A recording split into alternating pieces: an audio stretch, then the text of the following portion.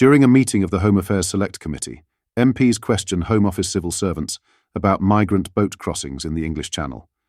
In today's video, we will watch and react, whilst also going over some of the latest headlines from across the country.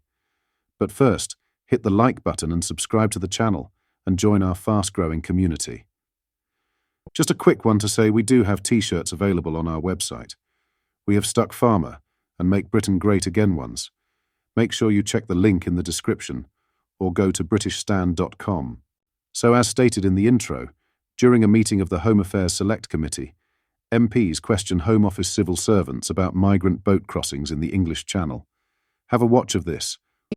Could you then explain to me, in terms of asylum claims that have been made in previous years, what's the percentage of those asylum claims for people coming across on small boats that have been successful? Dan, I don't know if you're able to step in. Yeah, I can. So I think it's for those of 2021 arrivals, 85% were granted either refugee status or some other protection status. 85%? Yes. Okay. That's very different to the statements that have been made out of the Home Office that 80-90% of claimants, of people coming across, were economic migrants then. You're saying 85% of asylum claims have been successful? Of the claims of arrivals in 2021 that have been completed, it's 85%. Right. Okay. Many have not been completed. I'm going to just bring Tim in at this point. Did you? I had 2 points of clarity. First of all, how many have been completed? So what percentage have been completed? So it's 85% of what? 96% are still awaiting a decision, so it is a very... 96%? Are awaiting a decision. Are awaiting. From 2020. So it's 85% of 4%? Yes. So that's a ridiculous figure, isn't it? We have not processed, from people who arrived in small boats in 2021, 96% of those claims, and of the 4%, only 4% that have been processed, there's an 85% success rate. That's what you're saying? Yes. So a vast number of people are still not knowing if their claim is going to be successful or not, and are residing in the UK at taxpayers' expense. Yes, they will be at different stages, so some may be pending their appeal, but there, as is well documented, I think, in the statistics, there is a challenge in processing asylum claims in a timely way at present. Challenge is not the half of it, is it really? Because the other point of clarity, if I go back to Commander Marnie... What are your thoughts on this? Let me know in the comments. In other news, rising numbers of Scots are crossing the border into England on festive booze cruises to buy cheaper whiskey after the SNP increased minimum alcohol prices. The House of Malt in Carlisle, Cumbria, has reported a marked increase in Scottish customers since minimum unit prices north of the border rose from 50 pence to 65 pence at the end of September. The drinks retailer, located just 10 miles from the Scottish border, says numbers have risen again in recent weeks as households stock up for Christmas. Ironically, many Scottish customers are purchasing Scotch whisky, which is now cheaper in England than in its homeland. The minimum price increase means a bottle of Scotch whisky now costs at least £18.20 in Scotland, up from £14 previously, a 30% rise. Other drinks have also been affected, with the minimum price of a 500 millilitre can of 4% strength lager rising from £1 to £1.30.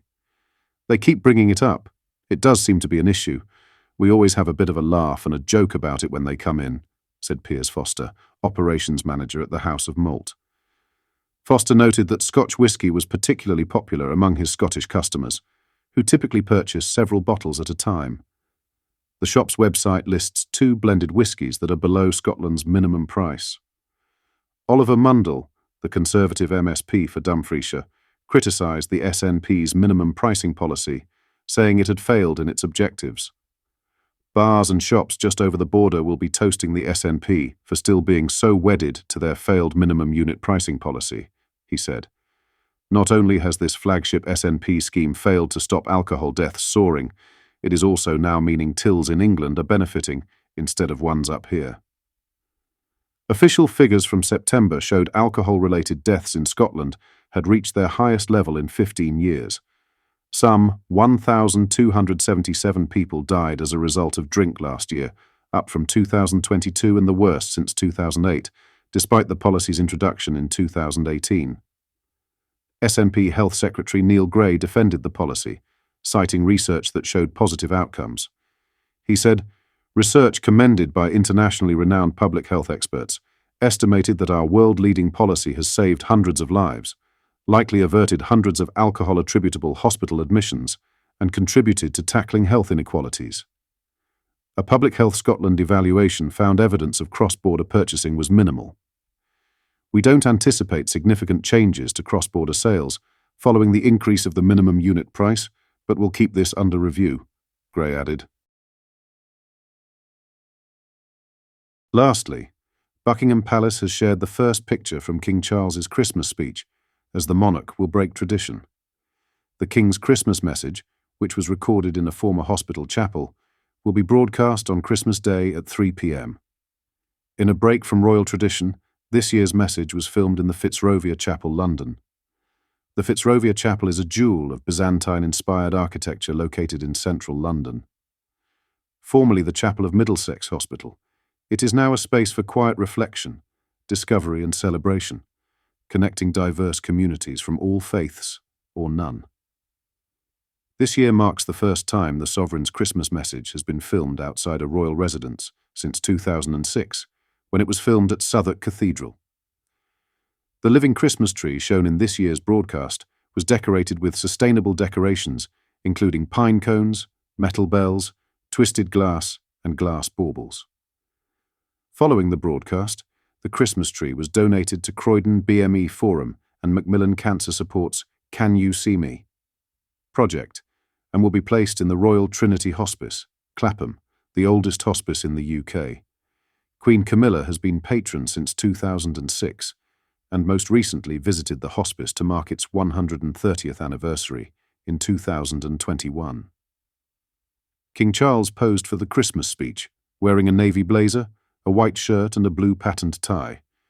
The blue and white colours may have been a nod to the NHS, following the King's year of receiving cancer treatment. Buckingham Palace announced in February that the monarch was beginning a course of treatment for an undisclosed form of cancer. He has received this treatment as an outpatient in a London hospital for much of this year. Princess Kate, 42, also underwent chemotherapy for an undisclosed form of cancer. The Princess of Wales confirmed in September that she had completed her treatment. What are your thoughts on what we discussed in today's video?